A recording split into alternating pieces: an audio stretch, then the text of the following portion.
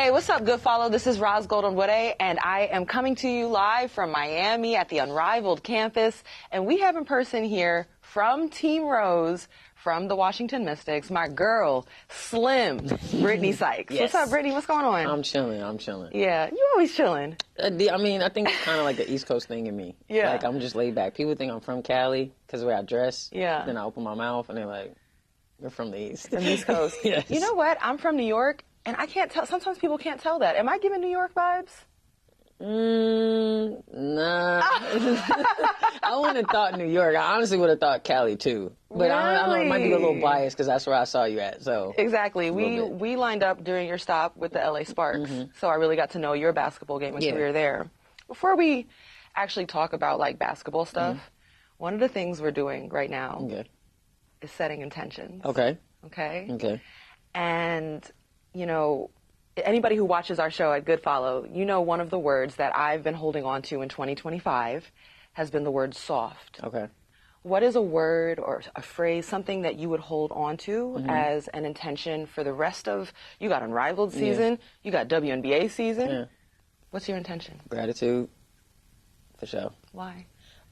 It's crazy you bring that up because I kind of set that intention a little bit before the new year to basically show gratitude and give myself grace for like where I am, like, you know, the whole saying, be where your feet are. I think gratitude allows me to stay there.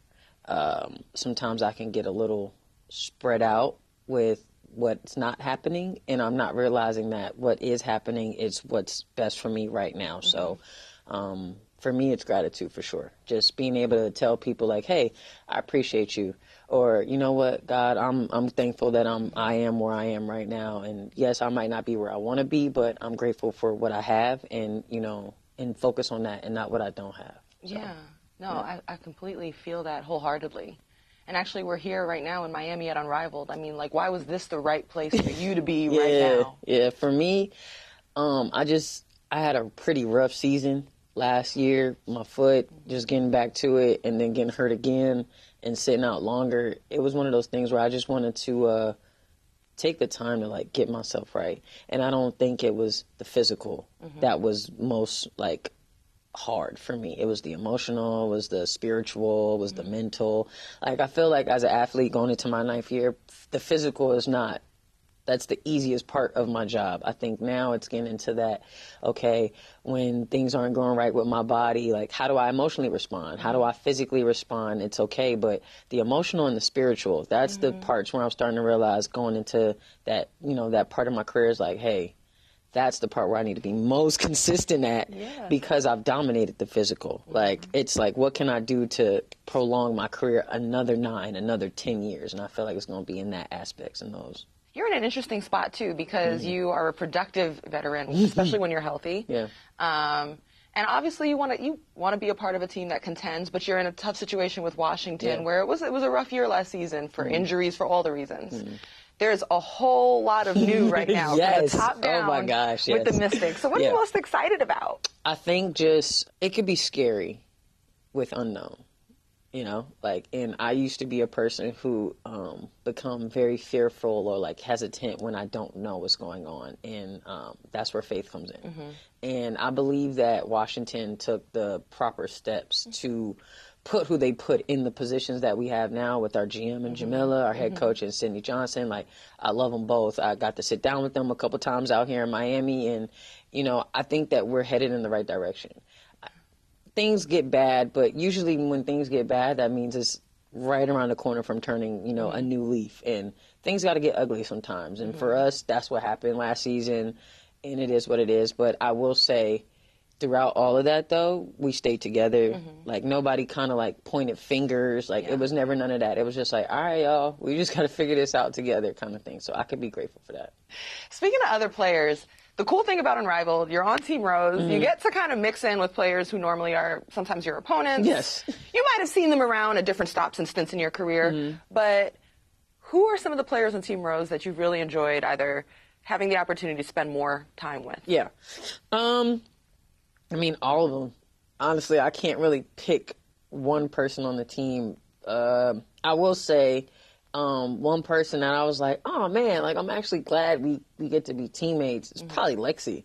Yeah. Like, you know, that I'm a very observant person. And it's like Lexi was always on Indiana. She did her job. She harassed me when she had to guard me. Like, so it was pretty cool just to like just talk to her and communicate with her without being opponents. Right. You know, it's always like, I'm coming for blood when I see you. And now we sit next to each other in the locker and we cracking up. What's interesting, though, is you guys are both making names around the defensive end of the ball. Yeah. I mean, obviously, you are, already solidified as one of the great defenders in the W. She's an up-and-coming player. For sure. You know, in Indy, they were calling her Hull Island. Ah, Did you hear that? I did not know that. Yeah. I'm going to use that in practice. She's putting people on island. I'm going to use that. With her being younger and stuff, like, what would you express to her it takes to really be an elite defender at the pro level here? Man, I mean, I think she kind of already got it. Like, she's kind of carving her way to it. And I think it's just, like, having that demeanor, just unfazedness, if you've not seen the word. Like, she's just unfazed when you guard her. She doesn't make a face. She plays hard. She's in your shit. She does not care if she's annoying you. I think, what game was it? I forgot who team we played here. And me and Lexi were on the court together. And she was guarding Skylar. So it was the Owls. She was guarding Skylar. And I think I had Courtney or somebody. And she was just, like, harassing her. I was like, yes. Yes. I ain't got to be the only one to do it. It's hard to guard Sky. She puts pressure on the rim all the time. And Sky puts pressure on you. So it ain't like you going to pressure her and she not going to give it back to you. Oh, defensively, she's yeah. She talking about 94 feet. Who's the toughest wing here to defend? Toughest wing to defend, man. At Unrivaled. Outside of myself? Yes. Man. You can give me a top three. Like, I was about to say, I was like, it can't be one. Yeah. I'd probably say on the wing.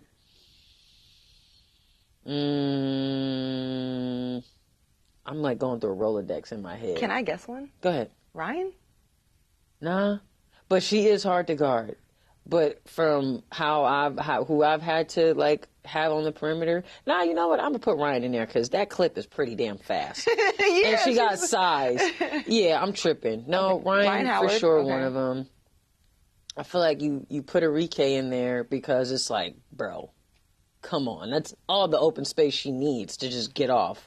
And then, I'm not gonna lie, you could pick any guard off the Owls. They've been pretty consistent. Alicia Gray. That's what I'm saying. Leash been cooking. It's crazy because it's a couple people in here where it's like you didn't get to see they bag because they play 5-on-5 and then they get to 3-on-3 and I'm like, all right, K-Mac, where was this?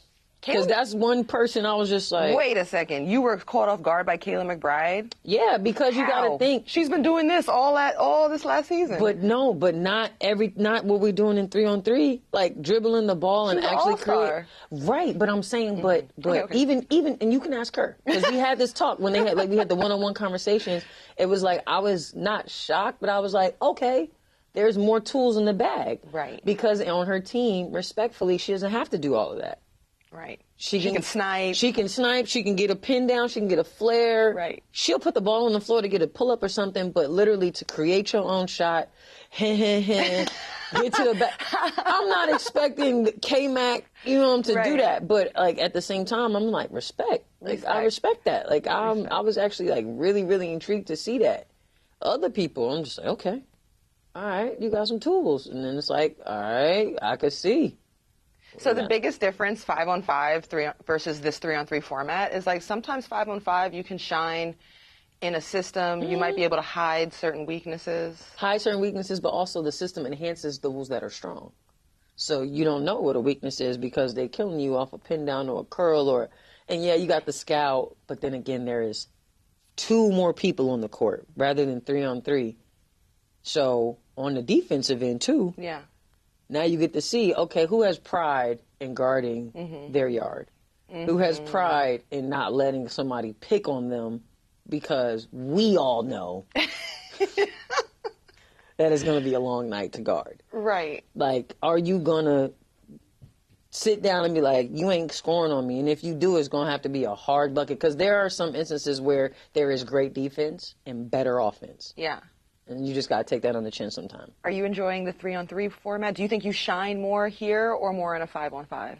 Oh, it don't matter. Period. We gonna hoop. It don't matter. We gonna hoop. Yeah. But I mean, obviously for my type of style of play, 3-on-3 would definitely is more suitable. Yeah. Because less space, no help.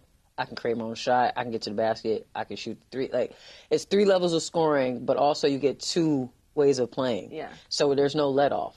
Most people, they got all the offense in the world, and the defense is questionable. Yeah. Ain't no question over here. If anything, people probably question my offense, which pisses me off. But Talk about it, because I feel like for a few years now you've been yelling at people. But I'm a bucket too. But you know what? And I'm glad you said that, because it's like I have to take accountability for that, because it's me not going out there and doing that shit consistently.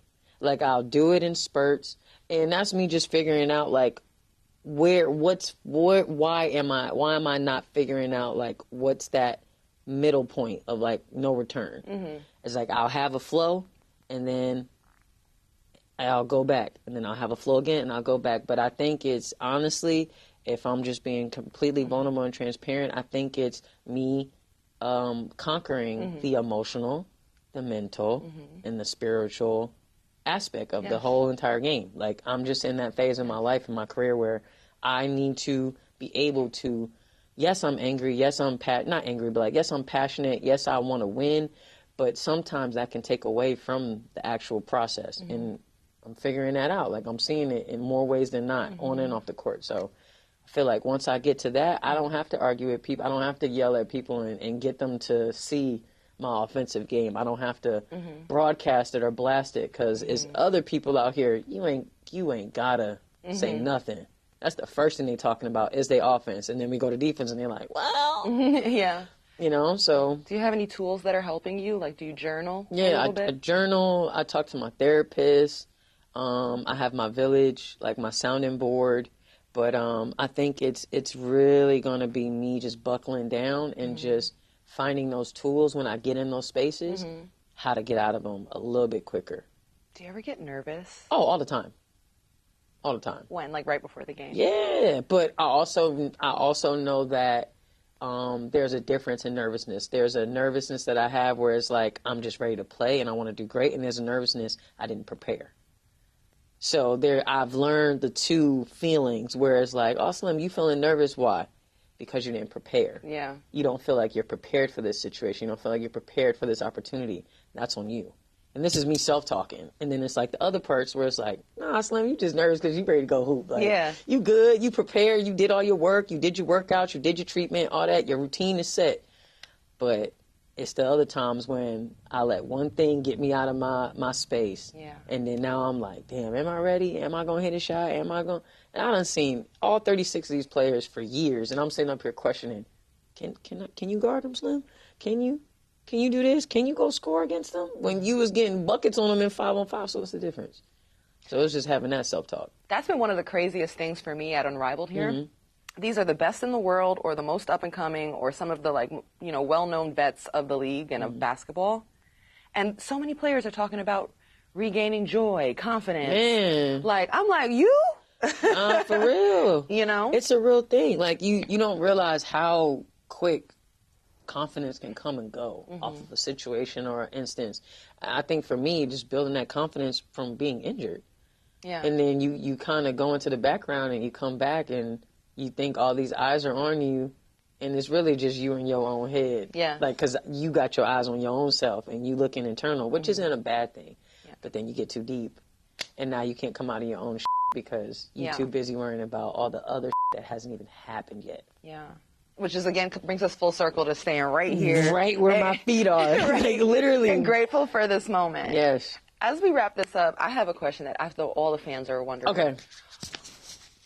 Why is it so, why are the Lunar Owls so tough? What is it about these? And are y'all tired of them hootie-hooing everywhere? Oh, man. Like, is somebody going to put a stop to this stuff? These walls are very thin. These walls are very thin, let me tell you. damn time. You just hear a hootie hoot in the damn hallway. No, I think they are successful in their own way, right? They have, and I quote Shakira, they are down-to-earth crash outs. What does that even mean? They're all down-to-earth beings, all cool and delightful, but they all crash out in their own way. Okay. So, but no, I just think you got a real nice combo of guards and posts. You got 2 mobile posts. I call them hybrids, like these type of posts, right?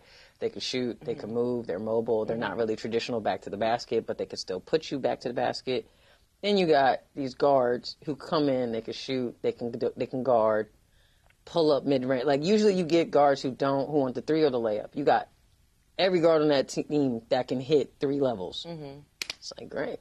Pick your poison. Right. But they're beatable, and they've shown it in some of these close games. But then again, kudos to them because they came out victorious. But I can't say too much on why they're winning. Yeah. But they're winning. Yeah.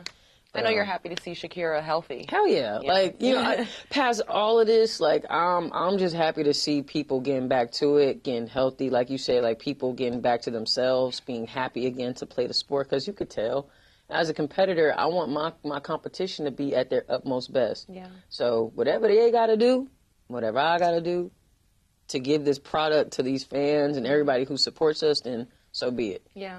Because game recognized game. For sure. For sure. For sure. Yeah. People was coming up to me when I was hurt, and it was like, bro, for real? Like, you still out? Yeah, the game needs you. Yeah, I'm like, all right. Yeah. Let me strap up real quick. Well, you always strap up. You always show up. I appreciate you showing up for us here at Good Follow, for me. Yes. But thank you so much for joining us. Thank you. All right. I appreciate you.